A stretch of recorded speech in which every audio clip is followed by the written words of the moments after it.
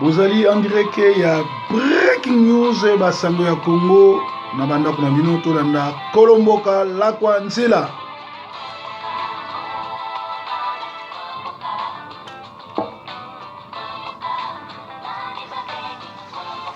Nani babengi Mukolomboka ezali wa bundaka pona mboka neso mboka ezokipe ezali oyo alaksaka bizaleli ya soulèvement populaire pona kobengana occupation na kati ya mboka. 2016 ezali terminus. Descendez-moi Kabila et son clan de la RDC. Soki alias Kabila na clan na ye tokangi bango vivante to silali na bango te bake na CPI, c'est-à-dire to sali rien, to échoué. Faut to silana na bango avant bakende na CPI. Poutine a lobby, pardonner aux terroristes, c'est le rôle de Dieu. Mais les envoyer à Dieu, c'est son affaire. Nzambe nde muta pardonnaka ba terroristes. Mais biso atamokili photo tindi ka ba terroristes ba yokuta na Nzambe po ba samba bien. Alias Kabila na clan na ye baza ba terroristes o ba bomi plus de 20 millions de Congolais et sengeli to sila na bango sinon ça la péché mortel. Kolomboka telema.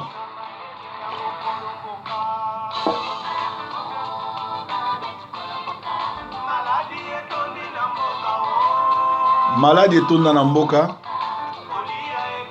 kolia ekomi na pasi, bana mike bakomosala kindumba, escroquerie, kimoyibi, corruption ekoma normal, koboma, kokunda na ba fausse commune na Congo eza normal, bandeko na biso na Beni na Kivu na Este kuna bakufaka mikolo nyonso ata mutu alobelaka bango te. Bana ya Congo basili koyenga likambo futo sila nango po 2016 ezali ane o nzamba apesi biso bato oyo tosila na bango. Ata toleli eza na mutu moko te akoyokela biso mawa, esengeli biso moko to se libere. Breaking news. Bozolanda biso on dirait qu'il y a Soft 15 TV émettant na Canada na Toronto. Tozali bongo na Sentinel TV 1. Sentinel TV 1. Sentinel TV.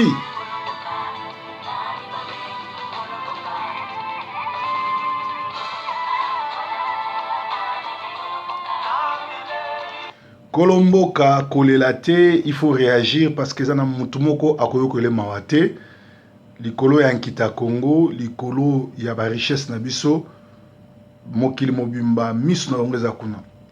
Alors eloko ni tozo mona, eloko ni tozo déclarer, peut-être ko déplorer, eloko tozo déplorer awa ezali l'élite congolaise, c'est eux qui enseignent l'occupant les méthodes à mater la résistance congolaise. Donc ancien moboutiste bana ya Congo bango moko nde bazo lakisa ba Rwandais oyo bazo kipe Congo, donc alias Kabila na clan na ye mobimba parce que likambo Kabila les a so bomba te, c'est pas un Congolais, c'est un Rwandais ou azali agent service ya Rwanda akota a infiltré ba armée na biso a yana kati ya famille ya Mzee Kabila po Mzee Kabila erreur asala ki bibala balaki obala mwasi ya Rwandaise yana bana kaka ndenge esalama na église kimbangiste Simon Kimbango atikala kobota te, mais mama Mwilu azalaki mwasi na bana yaki na bango tango Simon Kimbango akufi bana mama Mwilu oyo bazali bana Simon Kimbango te ba détourna église ba kotsango na binzambi ba simba soloka pe ba comment ko soutenir lelo occupation ndenge mongo lelo alias Kabila azali sujet rwandais azala jamais lipasa ya Jeannette azali tante nae.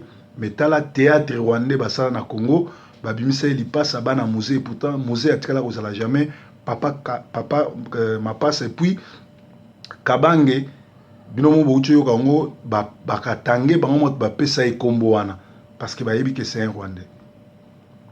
Alors élite congolaise tu as MPR travailler na Mobutu do bazaki na chance tant Mobutu akimaki to tika bango lokola ba comprenaki te bazonga lelo bango nde bakoma kopesa ye idéologie ndenge nini ya komate occupation ya komate résistance congolais.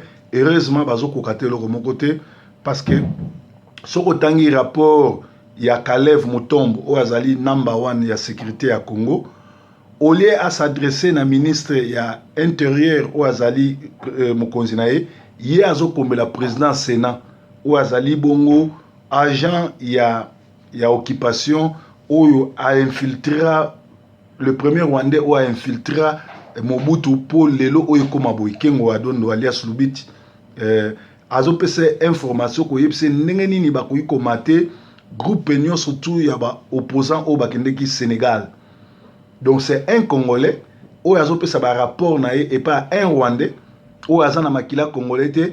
Un Congolais azofunda et pas Rwandais ndenge nini bakomate bandeko ne ba Congolais. Donc occupation congolaise, occupation rwandaise na Congo ezali alimentée par ba élite congolaise oyo bazali ba impudique, oyo bazali ba immoraux, oyo bazali ba incivique.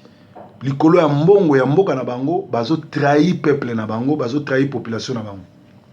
Alors alias Kabila occupation na ye na Congo ekitisi RDC na molongo ya 170e pays pauvre sur 188 pays ya monde, alors que etomboli Rwanda na ba premier pays ya monde na richesse na monde, surtout en Afrique, parce que nkita ya Congo minere nyo surtout ya Congo bakoma oteka na Rwanda, pe bana ya Rwanda bakoma kolia komela mai ya courant, mai na courant ya Congo, pe ba richesse nyo surtout ya Congo ekoma ya bango, pe bakoma kotanga na ba classe na ba condition lokola bato ya poto likolo ya nkita ya Congo. Oyo nyonso ezali musala oyo alias Kabila eko sala na mboka na biso. Alors na 2016 basuki eza terminus bango tout bakokita. Bango nyonso futo sila na bango avant bakende CPI, ceux qui vraiment bake mobimba CPI ndenge ba Jean-Pierre, ndenge ba Nkunda Kima, ndenge ba Bosco Ntanganda baza kuna, c'est-à-dire biso ba Congolais tout ça échec alias Kabila koko bima vivante, il faut tout éduquer pour ayeba que Bible zolo ba qui tue par l'épée périra par l'épée, et que terroriste nyo surtout nzambe mutali misakaye, mais biso lokola Poutine aloba musala na biso zali to tindika ba terroriste bakende liboso nzambe po bakende kosamba. Et c'est que la victime meurt face à l'assassin et l'assassin meurt face en face du monde entier. Assassin abomaka victime nae kaka en face nae, mais assassin babomaka ye en face au monde entier parce que aza mutu azo mérité ndengwana par rapport à mebeko. To bengana mu Rwandais ou azali monguna na clan nae mboka na biso kozonga ndenge ya laki. Alors na basango tozana ngona Kinshasa ba service na biso ba utu sa biso que sur crainte il y a soulèvement populaire, occupation na Kinshasa a installé ba caméra ya surveillance na partout na ba ville à Kinshasa. Alors na ko informer bango que Amérique na poto awa ba tia ba caméra partout, mais caméra wana etikala jamais ko stopper peuple a revendiqué ba droit to ko revendiquer ba droit to kolonga volonté na bango. C'est-à-dire ça na caméra moko te na monde et ko stopper congolais a tellement pour réclamer ba droit na ye.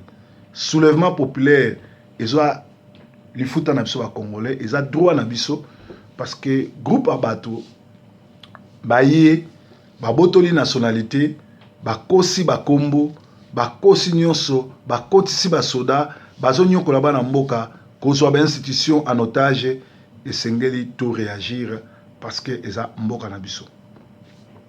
Ba dinosaure primacuria, sorry, ba dinosaure primacuria tobikisaka bango na tango ya Mobutu, mais tango tokosila na alias Kabila na oaza from Rwanda ba mobutiste tout bakolia mosekwa ba Mobutu c'est tout toyebi ba kombo na bino bobanga na bino te toyebi ba kombo na bino toyebi ba adresse na bino toyebi musala moko na moko obino bosali na kati ya ko aider occupation rwandaise.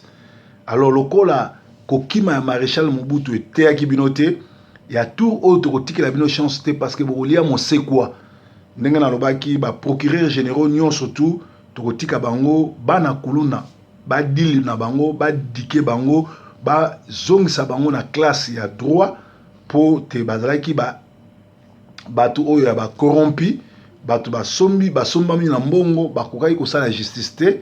Alors bana wana o baza ba sacrifier ba ko dili na bino ba ko éduquer bino pe bino ba mobutiste ba oyo bo aider occupation rwandaise tokosila na bino na ba mentor na bino nyonso tout oyo bo travailler na bango. Je crois na place des martyrs o ba benga Pongabi a ba ko prendre bino place wana. Après disparition il y a plus de 2 milliards après disparition plus de 2 millions de dollars na ministère des Affaires étrangères. Na ministère ya budget détournement lisusu il y a 132 millions. Na lobi yango bien. Après détournement il y a 2 millions na ministère des Affaires étrangères au tout la fois passé. Lelo na Kinshasa scandale mususu na ministère ya budget ba détourner 130 millions aux ezali salaire ya enseignants ya institut supérieur no soit Congo. Donc na RDC lokola sorry.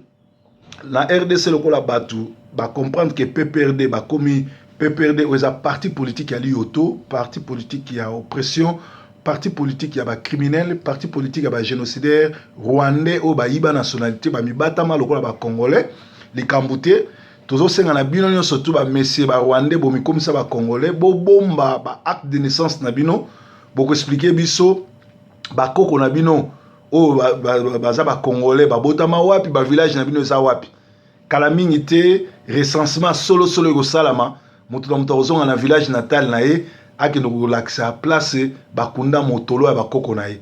Alors bino ba rwandais o bokomi ba congolais bo bongisa ba acte de naissance na bino et boye ba ko expliquer biso bokoma ba congolais ndenge. Alors na ministère ya budget kuna ba détourner 132 millions aux salaire il y a ba enseignant supérieur et institut supérieur pour nani ba comprendre que gouvernement comme na suka bat o glycémie ko simbate congolais après ya ko bima libanda ko sila na alias Kabila ba komi ko yiba misolo ko teka bandako ko kimisa basi na bana na étranger pour ba yebi que soulèvement populaire ba kokoka ko stopper en côté. Donc député sénateur bazo sala lar ya suka pour bayebi ke bilia ki bango bikoki. Alors bakombo sala baje ko yiba ko luka ko bebisa makamyo surtout kuna.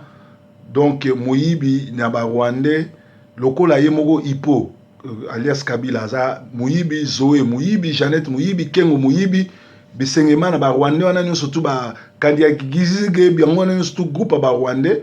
Alors bango tout ba koti na système wana bazo yiba poku neza nango yiba ndenge yoko ki poche na omulai na otondisa kaka. Alors bizaleli ya boye alias Kabila azolinga abunda na peuple congolais. Est-ce akokoka na bizaleli ya boye yozo se préparer oza congolais te ko pese rêver ça. Mousse Kabila kufa soki azaki tata no solo kotika 14 ans justice mo salamate pona papa wa bota yo akufa. Même papa na yo place azana sa mabele. Même ba koko na yo, même ba démon et se ba ko sepela na comportement ndengwana. Ezo la sabino ke alias Kabila azala jamais mona Mousse Kabila mais azali sujet rwandais à kota pour na koya ko déstabiliser Congo. D'ailleurs Bible ezo ba sali ya solo na lukuta to yeba bango na bambuma na bango. Bambuma ya Kabila 14 ans na pouvoir atiki est ya Congo wololo ba boma ba piller ba iba mabele ba sala eloko nyoso balingi pona ba congolais ko kata batu na beni kuna ko kunda ko botola mabele alobaka te eloko moko te ezolakisa déjà kaza congolais te puisque ceux qui vrai congolais azu pouvoir lelo lobby ba Congo ba rwandais wana nyonso ba ko pakata mbango pe balkanisation et ko sala makate.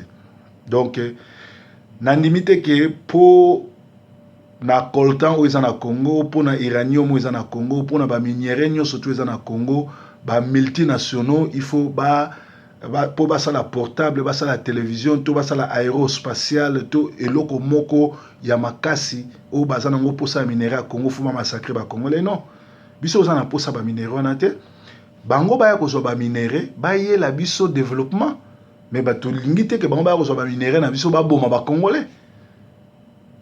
Alors biloko oyo il faut tosilisa nango parce que ba Congolais bakufi mingi pe makila etangi trop. Alors alias Kabila na clan na ye ba rapport mapping ya ONU, communauté internationale, CPI azana ba dossier ne munene ya ba crime surtout asali pe akorepondaka nango avant kufa, parce que nzambe tosambelaka nzambe ya ba promesse atikaka bana na été. Na lobaki fois passé que apôtre Paul azaki terroriste, azaki ko so ba lettre ko kende ko boma ba église, ko boma ba chrétien, mais na nzela ya Damas akutanaki na Yesu, akweyaki na mabele. Alias Kabila pe azali terroriste oyo azo détruire Congolais, Congolais aza peuple de Dieu, Congolais aza disciple en Nzambe, azo détruire na église en Nzambe po asombi ba faux ba pasteur. Et na koyeb sabino information na pe sabino Kankenza, Sonika Futa, Mutombo, Maman Olangi, Kutino, Kinzamina, kisa susu ba pasteur nyonso tu Kindomba, Bosco Kindomba, Ngalasi, bakombo na bango nyonso tu boyebi wana nyonso tu bayembi lokwa ba Lor Mbongo, ba Marie Misambu, ba Denis Ngonde, ba Mike Kalambai, bato wana nyonso tu wana basi babunga Nzambe kala bapesa mukongo bawalesa bandoki bapesa Nzambe mukongo. Nazo sabino basikatenda bato wana nyonso tu lokola bozo soutenir occupation, lokola likolo ya mbongo bapesi bino mbongo po bo soutenir occupation, muto azana mission ko détruire église, ko détruire ba Congolais, ko détruire église. Ngai na qualité ya mosali na Nzambe ba ministère na bino suki tango alias Kabila tozo kangaye bino bokoteyaka lisusu te mingi bokufa nzela moko na ye bamsuba okena boloko, parce que na église catholique et protéger mboka koleka bino o boza e réveil o bokukai kote vrai sa malamu kolaksa bato ke Kabila alias Joseph azali jamais congolais, aye pona bolingo Congo te, aye pona ko détruire ole botelemela ye bozo ndima bambongo.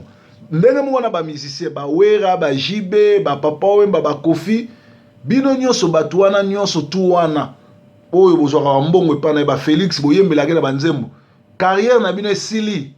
Donc ama yela leki bino na yele po alingi akufa ye moko te, alinga kende na bino nyonso asila na bino. Donc bino nyonso tu histoire na bino komi na suka. Alors yango tolobaki ete bakoki jamais kozwa ba uranium ya Congo, kozwa ba minéraux ya Congo, ba coltan ya Congo na balikolo ya makila ya ba Congolais. Non, biloko wana Nzamba pesa na ba Congolais so wana posa na boya to signer ba accord bozwi yango bosaleli yo bino bosalela, mais bana Congo bazwa bopito ofele, batonga ba classe, batonga ba institut supérieur, ba créer ba misala, mai courant, logement ezala. C'est ça eloko oyo un vrai gouverneur ou bien un vrai président à salaka. Un président, c'est celui qui vient pour protéger la population, sécuriser les territoires de toute l'étendue du pays. Mais bino au moment où Moutalobi a président, a sali 14 ans, à sécuriser le territoire, à sécuriser le peuple, à côté saka yemoko mokonzi ba M23, à côté saka ba mercenaires, à teka minduki, à reçoit minduki a somi na monga Congo, à pesi na ba Rwandais ba boma ba Congolais. Mutande ngona bino bolobi ke yende président na bino tika la président, pe mandé sili bozolinga a forcer à glisser. A glisser te article moko pété et ko permettre ye atika na élection a glisser ça te puisque article 64 ezali déjà na kati ya mosala photo tiango pour photo bengane po azali traître. Alors, les Congolais doivent s'élever pour chasser alias Kabila, un Rwandais et son clan de génocidaires. Pourquoi continuer à faire confiance à un assassin génocidaire? En tout cas, histoire n'a pas sili parce que 2016 ezali terminus, il faut moto kita bo bitsanga ba Jeannette, ba Zoé, bakabila nyonso parce que bazali ba escroc ba aventurier bazali ba congolais te. Jean Woso oyo azaki piégé na Pinjama mikolo to oleka na poto abomonaki congolais moko na Londres batiki na peignoir bakangaki soki na mwasi camarade na et tout.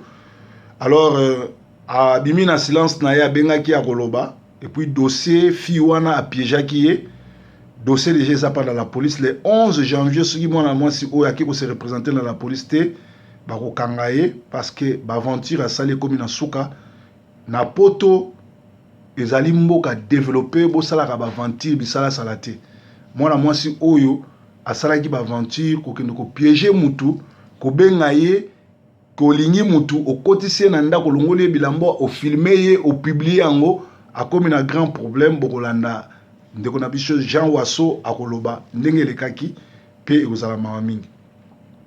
Alors eza mawa mingi